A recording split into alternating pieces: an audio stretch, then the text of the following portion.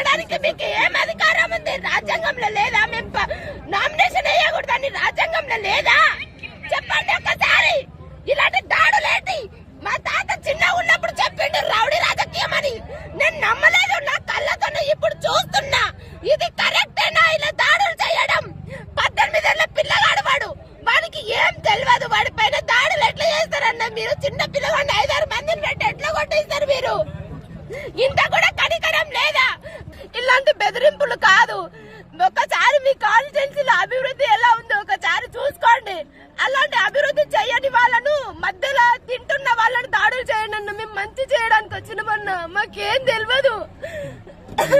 గెలిచి 10 మందికి న్యాయం చేద్దాం అనుకున్నా గానీ ఇట్లా నన్ను ఇట్లా చేస్తారని అనుకోలేదన్నా.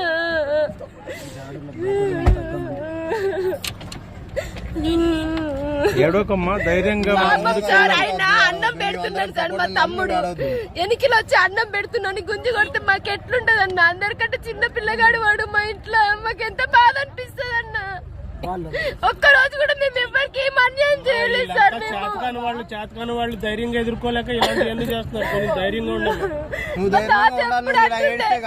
రాజకీయంలో అంటేనే రౌడీయిజం అని నేను ఇప్పుడు చూస్తున్నా. ఇప్పుడు అవన్నీ లేవనుకున్నా కానీ నా కళ్ళతో చూస్తే కానీ నేను నవ్వలేకపోతున్నా.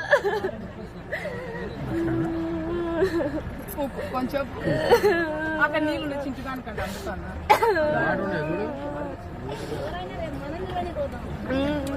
నేను నిరుద్యోగుల సమస్యలు పోరాడడం కోసం వస్తే ఇన్ని చేస్తున్నారు. నాకు ఎన్ని బెదిరింపులు కాల్స్ వచ్చినా నేను ఎప్పుడు ఎవరిని ఏం పేర్లు చెప్పలేదన్నా. ఎందుకంటే నాకు అవసరం లేదు. ఎవరు కాల్ చేసి ఎవరు బెదిరిస్తున్నారు నాకు అన్ని తెలుసు అన్నా. కానీ నాకు అవసరం లేదు మీ గురించి. నా ప్రచారం ఏది నాదైతే నేను నుంటున్నా అంతే. ఇప్పుడు ఈ జరిగిన సంఘటన మీద మీరు ఎలా స్పందించబోతున్నారు? ప్రచారాన్ని మమ్మల్ని చేసుకోనివ్వండి. మా పైన దాడులు చేయడం కాదు. ఫస్ట్ మీ ప్రచారం మీరు చేసుకోండి. మేము మీకు ఎలాంటి అడ్డు చెప్పట్లేదు. మేము మిమ్మల్ని ఎవరిని ఏమనట్లేదు. మా ప్రచారం ఏదో మేము చేసుకుంటున్నాం. మేము ఎప్పుడన్నా మిమ్మల్ని కించపరిచినా ఒక్కరోజు మీ పార్టీ పేరు గాని మీ పేరు గాని ఎత్తి నేనేమన్నా అన్నానా? నా ప్రచారం ఏదో నేను చేసుకుంటున్నా. దానికి దాడులు చేయడం ఏందన్నా నాకు అర్థం అవ్వదు. నేనేం చెప్పాలనుకోవట్లేదు. ఇప్పటికైనా మారండి అన్న. ఇప్పుడు రోజు మా పైన దాడి, రేపు మీ పైన దాడి. ఎవరు మంచిది? ఇప్పుడు ఓట్లు చీల్తాయని దాడులు చేస్తున్నారు. రేపు పరిస్థితి ఎలా ఉంటుందో ఒకసారి ఆలోచించుకుని ఓటేయండి. మంచి నాయకుడిని గెలిపించండి. మంచి నాయకుడిని ఎన్నుకోండి అన్న. మీరు మంచి నాయకుడు అని ఇంతకు ముందు గెలిపించిన వాళ్ళే ఇప్పుడు నా పైన దాడులు చేస్తారు. ఎవరు మంచోళ్ళో ఒకసారి ఆలోచించుకోండి. స్థానిక నాయకులు చేసిన పనా లేకపోతే ఎవరు చేసినో తెలియదన్న. ఇప్పుడు పోలీసు వాళ్ళు వచ్చి కనిపెడతారు. వాళ్ళు స్వతంత్ర అభ్యర్థి కంటే పార్టీ ముద్ర లేకుండా స్వతంత్రంగా చేస్తే ఇదే పరిస్థితి అంటారు రాష్ట్రంలో. ఇంతే ఉన్నట్టుంది. ఎదుగనిచ్చేటట్టు లేరు మనుషులని. ఇది ప్రజా వైఫల్యమా, ఒక రాజకీయ నాయకులు, ఒక ఎమ్మెల్యే వైఫల్యమా? అవును, ఏమో ఎవరితో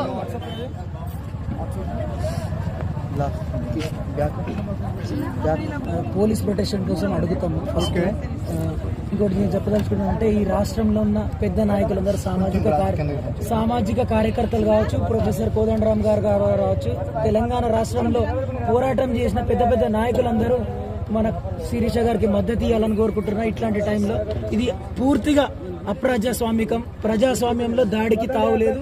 మేము పోలీస్ ప్రొటెక్షన్ అడుగుతాము. ఎలక్షన్ కమిషన్ కి ఫిర్యాదు చేస్తాము. రాష్ట్రంలో ఉన్న పెద్ద మనుషులందరూ మనకు మద్దతు ఇవ్వాలని కోరుతున్నాము. రాష్ట్ర ప్రజలు కూడా ఒక్కసారి ఆలోచించాలి. ఈ దుర్మార్గమైన రాజకీయాన్ని ఇంకా మనం కంటిన్యూ చేయకూడదు. వాళ్ళకి బుద్ధి చెప్పేలాగా ఎలక్షన్ రిజల్ట్ ఉండాలి. ఈ చిన్న చిన్న దాడులకు భయపడి మేము వెనుకకు జరగము. మాకు రాజ్యాంగం హక్కు ఇచ్చింది, పోటీ చేసే హక్కు ఇచ్చింది, ప్రశ్నించే హక్కు ఇచ్చింది, నిరుద్యోగుల కోసం పోరాడే హక్కు ఇచ్చింది, పోటీ చేసే హక్కు ఇచ్చింది. ఖచ్చితంగా ఈ ఎన్నికలు ఎన్ని దారుణాలు చేసినా కంటిన్యూ చేస్తాము. ప్రజలకి చేరుకుంటాము. బ్రహ్మాండమైన చరిత్రను సృష్టిస్తాము ఇక్కడ. Thank you.